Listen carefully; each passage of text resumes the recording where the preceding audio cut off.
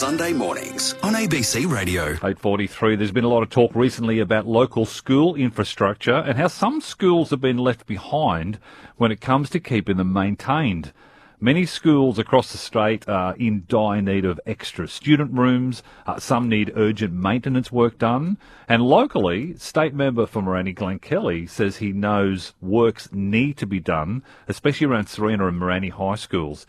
He was talking to ABC reporter Liam O'Connell. It tells the story. The previous government's failed. We've seen in the 2022 report, it reveals more than 33% of the assets in state schools rated as poor or very poor by an independent assessor. So now we're looking at a repair bill of over $440 million. So that sort of money just doesn't grow on trees. It just doesn't appear. But it wouldn't be that sort of money if things had been slowly quietly poking along in the background, fixing up, whether it be guttering or walkways or a lick of paint or cement being put in places to save the issues of uneven ground in and around these footpaths. I see it firsthand. The electorate of Moranee, we support 34 primary schools and 3 high schools inside the boundary. So that's a lot of schools, let alone a lot of children. The system, I see it firsthand. We've been fortunate enough now to see a lot of these schools. I've visited the 3 high schools in the electorate, and I see things that it's just it's because it hasn't been fixed when it should have been fixed. I'm going to say regional Queensland once again. It just doesn't get recognised enough, and this is why we have the issues we have now. Are there any specific schools where you've been particularly shocked? I've seen some schools there. Moranee State High, I had a walk through there. We've picked up some problems there.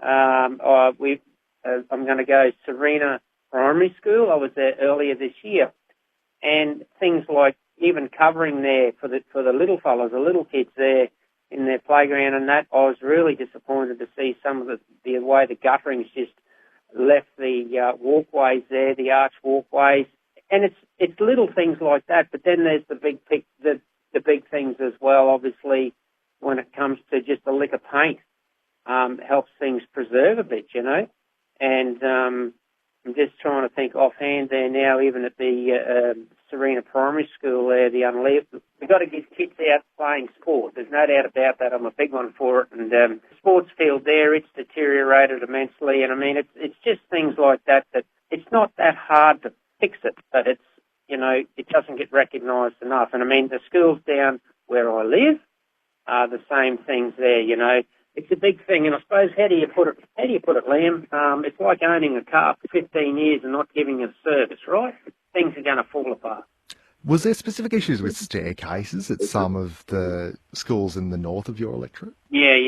There has been issues with the staircasing there up at Moranee State High. Over 800 students up in there, so there's a lot of stairs up in there. Get a fair bit of work during a day of school, right? And there was deterioration there, and I just haven't got back to the principals to see if they have actually had them fixed. Things that were pretty recognisable when it comes to safety issues was disappointing. So, I mean, and this comes back to neglect, and this comes back to our previous government not recognising the issues that, our principals put in to get these things happen, get them fixed, and it doesn't happen for them like we'd like to see as quickly as they could be done. In the publicly available report, there isn't any specific breakdown of the cost of fixing infrastructure regionally versus metro, but in terms of how you'll be advocating for more repair work in our part of the world, is there specific things you'd like to see looked at first before we look at broader infrastructure upgrades at schools? Well, there's one thing about building more schools, which we're going to have to do. There's no doubt about it with the population and the amount of growth that we have in some of these areas. There's no doubt about it, but I guess it's just let's come back to with our schools safety first. So I mean, whether it be staircasing, whether it be let's go safety for sun with shade cloth in some of these areas where you have exposure to these little fellas running around. Because it's all about slip, slop, slap, right? I mean, when you haven't got the shade cloth there in the playgrounds, which seems to be a thing these days. It wasn't when I was a kid, but it is now. These things have to be looked at, and obviously a lick of paint to preserve things for a wee bit is something important. And two, maybe with class sizes growing or schools growing in size, maybe it's time to we do actually get another building there to help house some of these little fellas that are running around. But so that's my thoughts on it. That's how I sort of feel about it. And once again, we're in the bush, even though some of these schools are close to cities. It doesn't seem to make much difference when it comes to getting things done at these little schools that need just as much loving as the big schools in the cities. That's local member Glenn Kelly speaking there with ABC Tropical North.